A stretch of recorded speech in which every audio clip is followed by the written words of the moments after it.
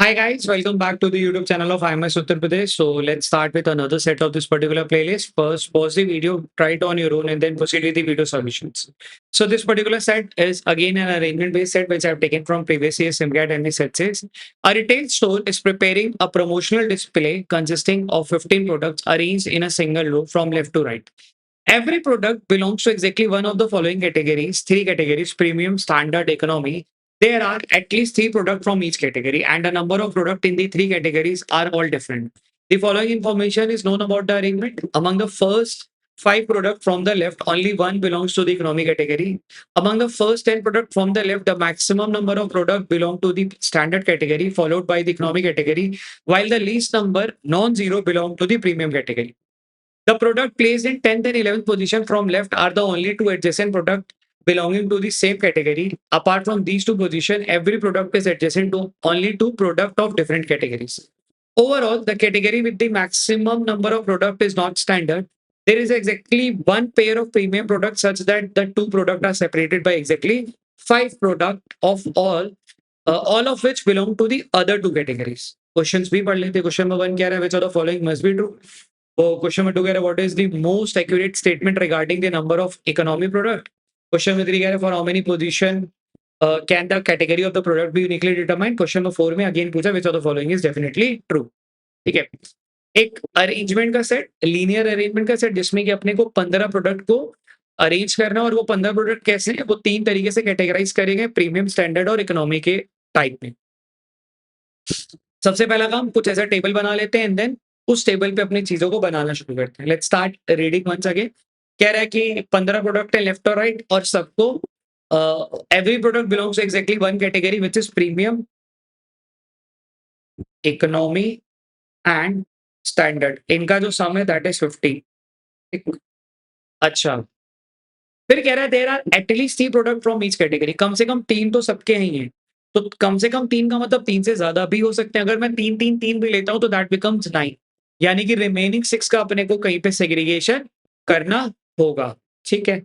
अच्छा, फिर आगे कह रहा है and the number of product in the 3 categories are all different. अच्छा, नंबर ऑफ प्रोडक्ट भी डिफरेंट है. मतलब अगर किसी एक में 3 है, ठीक है? तो पीछे कितना बच रहा है अपने को? 12 और बनाना. तो 12 कैसे बन सकता है? 4 और 8 से. 3 और 9 से नहीं बना सकते, ठीक है? और 3 से कम ले नहीं सकते, क्योंकि कम से कम 3 तो लेना ही लेना है. फिर और क्या बना सकते हैं? 5 और 7 से बना सकते थे. और क्या कर सकते हैं? 6 और 6 से बना सकते थे, बट इसमें प्रॉब्लम क्या है? यहाँ पे ये रिपीट हो जाएगा, तो ये नहीं कर सकते. अच्छा, आई कैन थिंक ऑफ 4 वाला केस कि मिनिमम 4 होगा. 4 होगा तो 4 प्लस 11 और बनाना है, यानी कि 4 प्लस 5 प्लस 6 बना सकता हूँ, ठीक है? और क्या बना सकते हैं? और कुछ नहीं बन सकता. 5 के साथ लूँगा तो क्या बनेगा? पीछे बच गया 10, यानी कि 5 और 5 ये भी नहीं कर सकता, तो अपने के लिए ये भी गड़बड़ है. तो यहाँ से ध्यान दें तो अपने पास एक पॉसिबिलिटी ये है, दूसरी पॉसिबिलिटी ये है और एक पॉसिबिलिटी ये है इनका डिस्ट्रीब्यूशन का. तो यहाँ से पहला हिंट अपने को मिल गया कि ये जो पी और पीईएस का जो डिस्ट्रीब्यूशन है वो 3, 4 और 8 का होगा. 3, 5 और 7 का हो सकता है. 4, 5 और 6 का हो सकता है.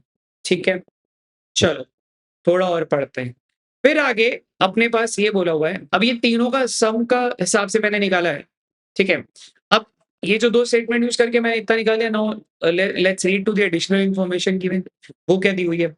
वहाँ पे कह रहा है among the first 5 product from the left only 1 belongs to economy category. पहले 5 इसमें एक बार इकोनॉमी आ रहा है. ठीक है? Among the first 10 from the left the maximum number of product belong to the category standard category. ठीक है?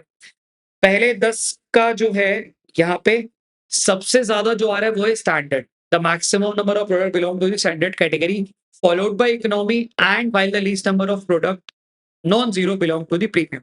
यानी कि पहले 10 के लिए बोला है कि ये होना चाहिए था, फिर इकोनॉमी आना चाहिए था और सबसे लास्ट में आएगा कौन सा? Premium product. ठीक. अपने को क्या पता है?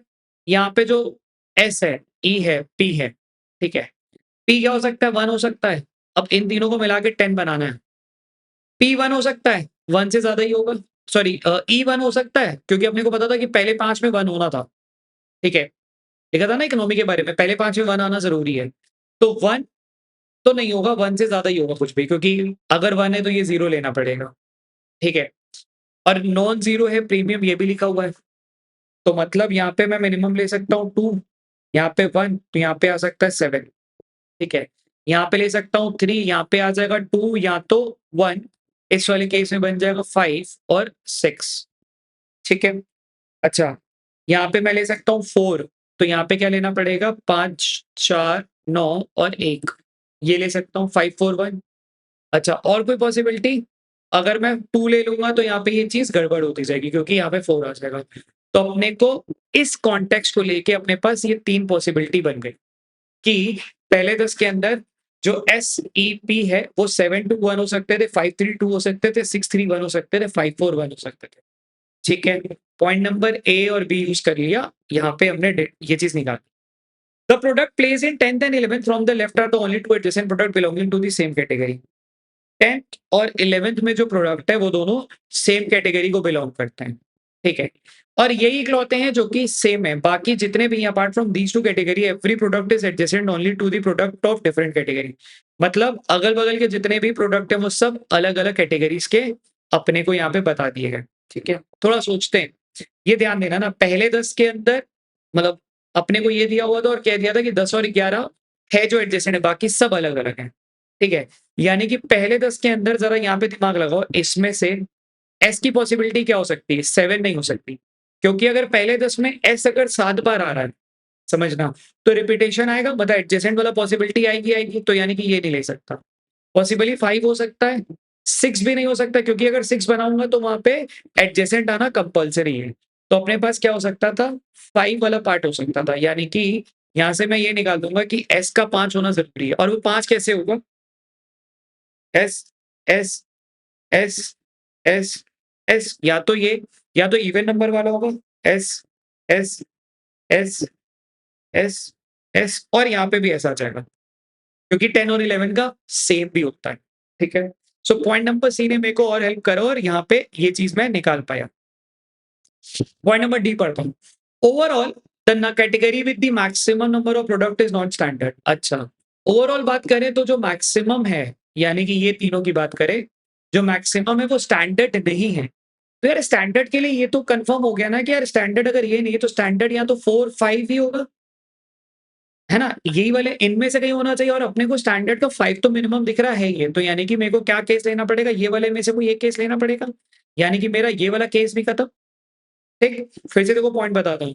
Overall the category with the maximum number of product is not standard.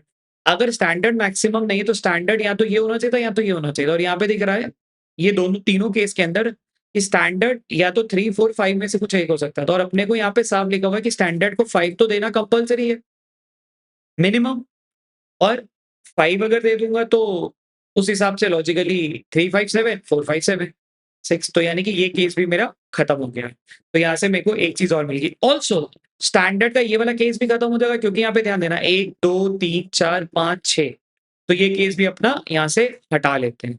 तो ये केस अपना यहाँ से हट जाएगा। ठीक, आई होप ये वाला पॉइंट क्लियर है। नहीं आया तो इसको जाके पीछे जरूर देखना, ठीक है? पॉइंट नंबर डी हमने यूज करके काफी चीजों को क्लियर कर। लास्ट पॉइंट क्या है? There is exactly one pair of product such that no two product are separated by exactly 5 product.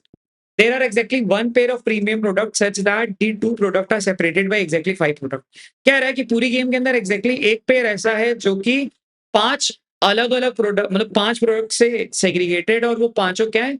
All of which belong to the other two category, ठीक है? अदर टू कैटेगरी मतलब वो P और ई के बारे में बात कर रहा है ना, ठीक है? अब अपने पास पॉइंट ई बच गया है, पॉइंट ए बच गया है, पॉइंट बी बच गया है। ए में बोला था कि पहले 5 के अंदर ई एक बार आता है, ठीक है?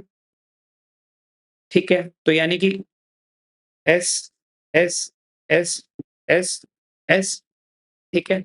यानी कि यहाँ पे पी का आना कंपल्सरी है, यानी कि यहाँ पे पी का आना कंपल्सरी है। तो पहले 5 का तो combination I can clearly determine, सही है?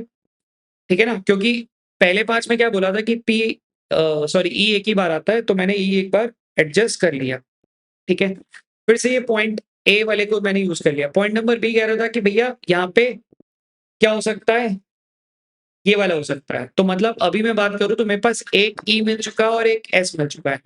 ई को मेरे को या तो 532 देना है या 5, 4 और 1 देना है। ये 2 केसेस देने ना, ये 2 केसेस देने। तो अगर मैं 5, 4, 1 लेता हूँ यानी कि यहाँ पे बचा हुआ सब ई होना चाहिए था, ऐसा, ठीक है?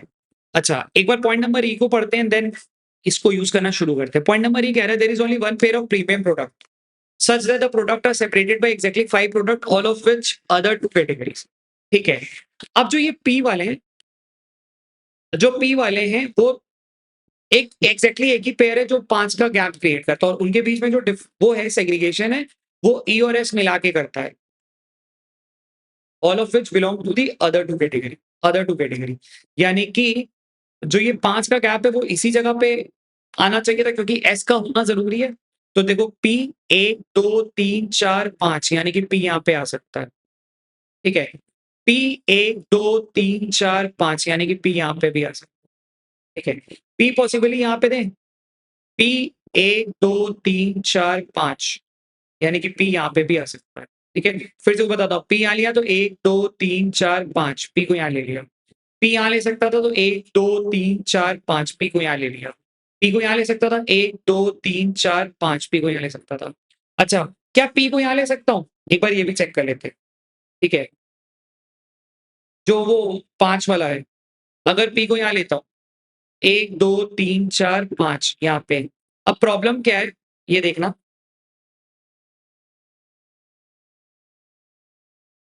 पहले भरना शुरू करते हैं केस नंबर, हर केस को ना चेक करते हैं।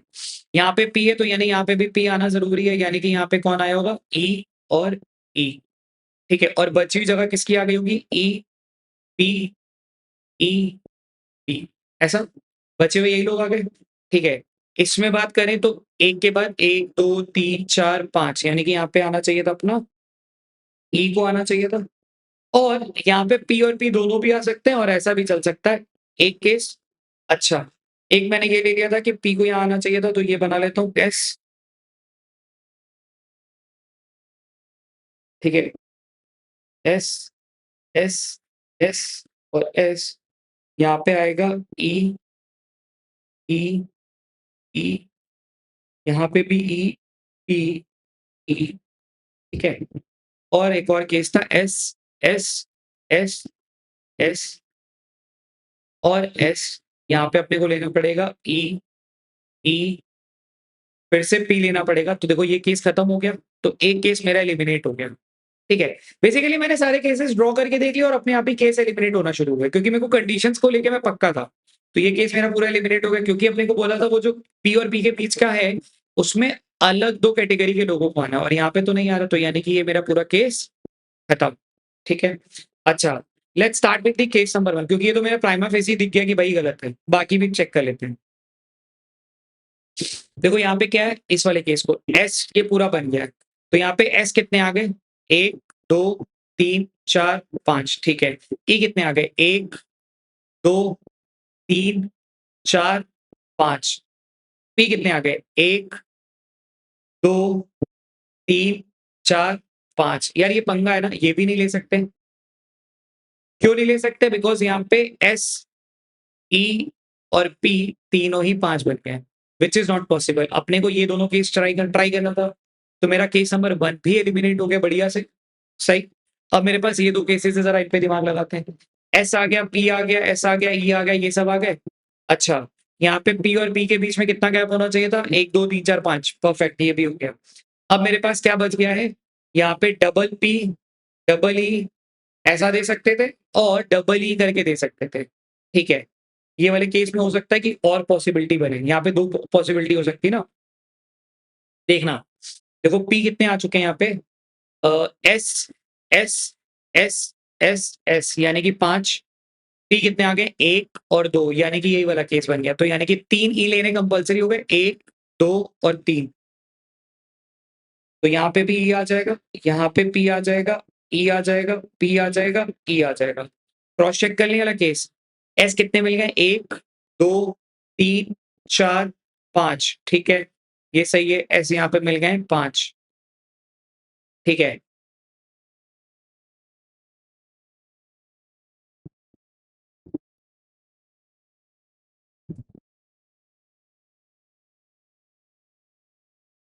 हाँ, एस मिल गया था अपने को कितना 5।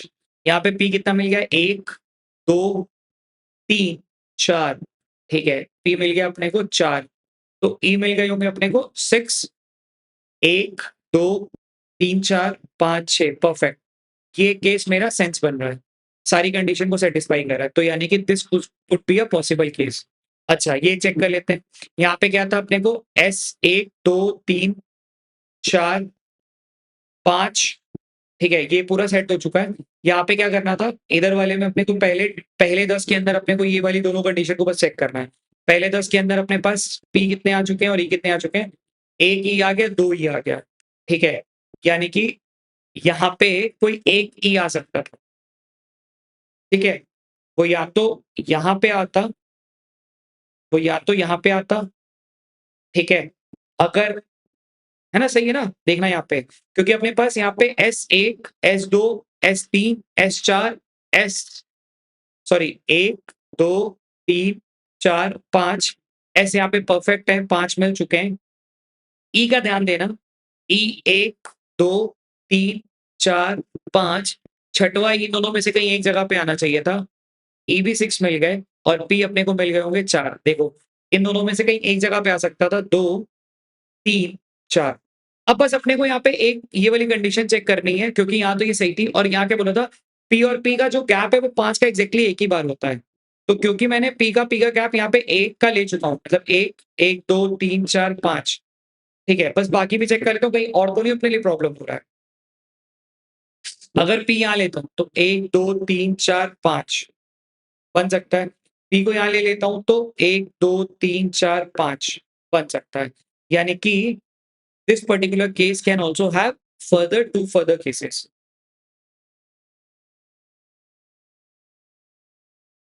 ठीक है, इनफैक्ट अगर ध्यान दो तो वो दोनों सेम ही केस बन गया, अभी मैंने रियलाइज करा। ठीक है, तो इसको सही कर लेते हैं। अभी मैंने ध्यान दिया, मैंने वही ये पी और ई वाला पी वाला है, बस ये केस मिल गया। नहीं नहीं नहीं नहीं नहीं, ठीक था, सही बना, इसको सही लिखा था बिकॉज मेरे को लगा यहाँ पे, बट यहाँ पे भी तो वो है, तो यहाँ पे मेरा 3 केसेस का आंसर यहाँ पे बन रहा है, यानी कि यहाँ पे एक काम करता हूँ, ये वाले को रब कर लेता हूँ ताकि तुम्हें क्लैरिटी मिल जाए।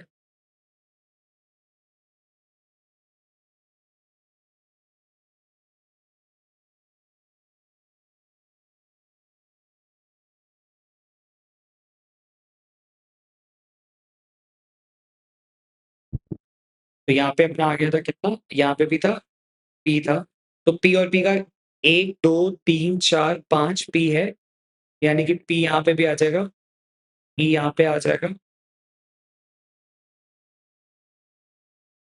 ई आ गया यहाँ पे, ई आ गया यहाँ पे, पी आ गया यहाँ पे, ई आ गया यहाँ पे, पी आ गया यहाँ पे, ई आ गया यहाँ पे। फटाफट से एक बार ये सारी कंडीशन को चेक कर लेते हैं इन दोनों केसेस के लिए। एस कितने आने थे 1 2 3 4 5 परफेक्ट, ई कितने आने थे 1 2 3 4 5 6 परफेक्ट, पी और एस कितने आने, पी कितने आने थे 1 2 3 4 और पी के बीच में एग्जैक्टली एक एक बार में 5 का गैप था और अलग-अलग गैप था। तो एक पी यहाँ पे 1 2 3 4 5 नहीं, ये वाला काउंट नहीं हो रहा था। पी एक यहाँ पे 1 2 3 4 5 यानी कि ये कॉम्बिनेशन परफेक्ट है। सिमिलरली यहाँ पे पी लेते तो 1 2 3 4 5 इसको काउंट नहीं कर रहे थे। एक है यहाँ पे ये वाला। तो यानी कि मेरे को जो केसेस बने वो क्या बने? ये 3 केसेस है जो कि मेरे पूरी कंडीशन को सैटिस्फाई कर रहे हैं। ठीक है? Now let's jump to the question, let's see what has been asked और उसके हिसाब से आंसर्स को मार्क करना शुरू करते हैं। ठीक है? क्वेश्चन नंबर 1 क्या बोला? Which of the following must be true? The product in 5th position from left belong to the premium. ऐसा तो फॉल्स है। 8th position belong to economy, ये भी फॉल्स है, यानी कि क्या होना चाहिए था? नीदर ए और बी। ठीक है? What is exactly true about the economy product? Economy क्या है? एग्जैक्टली 6, यानी कि option number 6। For how many position can the category of the product can be uniquely determine? तो ये 3 ही चेक कर रहे हैं ना, देखो ये है, ये भी है, 2 3 4 5 6 7 8, 9, 10 और 11 यानी कि 1, 2, 3, 4 ये 4 स्पॉट ऐसे हैं जहाँ पे मैं डिटरमाइन नहीं कर पा रहा हूँ, तो आंसर क्या होना चाहिए था 11। ठीक है, बढ़िया क्वेश्चन था ये, और ये तभी बनता जब तुम्हारे पास सारे सॉल्यूशन तुम्हारे पास सामने होते हैं। ठीक है, question number 4, which of the following is definitely true? 4th and 14th belong to the same category. 4th and 14th, sorry 14th नहीं, जरूरी नहीं है, देखना डेफिनेटली ट्रू नहीं है, क्योंकि यहाँ पे एक केस है ई वाला पी वाला, एक केस में पी और पी ट्रू है, डेफिनेटली ट्रू नहीं है ये केस। ठीक है, 7th and 10th belong to the same category. 7th, ये तो डेफिनेटली फॉल्स है। Product 10th and 15th belong to the same category. 10th ये परफेक्टली ट्रू है, तो क्या आना चाहिए था option number 3, sorry option number D, only statement number 3। ठीक है, overall moderate set, I would say कि मॉडरेट से डिफिकल्ट सेट, क्योंकि थोड़ा ये जो केसेस बनाने वाला था वो पार्ट थोड़ा ट्रिकी थी। ठीक है, चलो कीप प्रैक्टिसिंग।